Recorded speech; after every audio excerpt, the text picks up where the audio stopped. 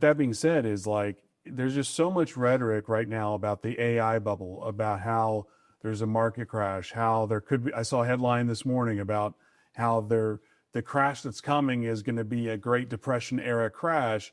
And I know that type of rhetoric seemingly comes like every other day, but is that just noise to you, or do you pay attention and be like, okay, is there a there? Do you have a research team?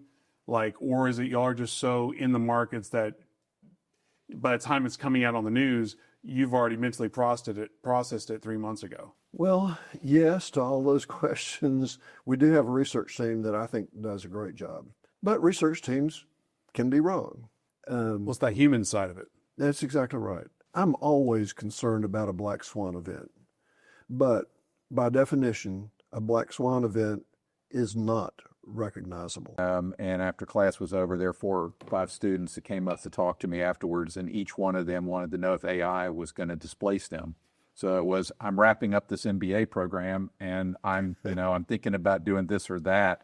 And of course, my answer was, I don't know. I can't tell you. But I went home and I started researching, to the extent I could with my resources, what's happening in AI. And it was really interesting because I found sort of the visionary at Microsoft who said, look, this is going to eradicate world hunger.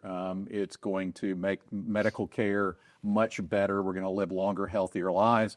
And then I saw an article in The Economist from a former prep school, not direct classmate, a few years ahead of me, Paul Tudor Jones, who's a billionaire hedge fund manager, who said, there's a 10% chance it's going to wipe out half the world's population over the next 2 decades. And I was like, okay, eradicate world hunger, kill off significant.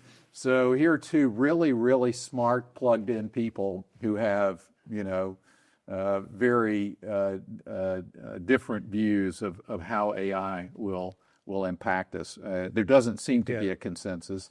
There is a saying in the investment world that the markets climb a wall of worry, and there's always plenty to worry about.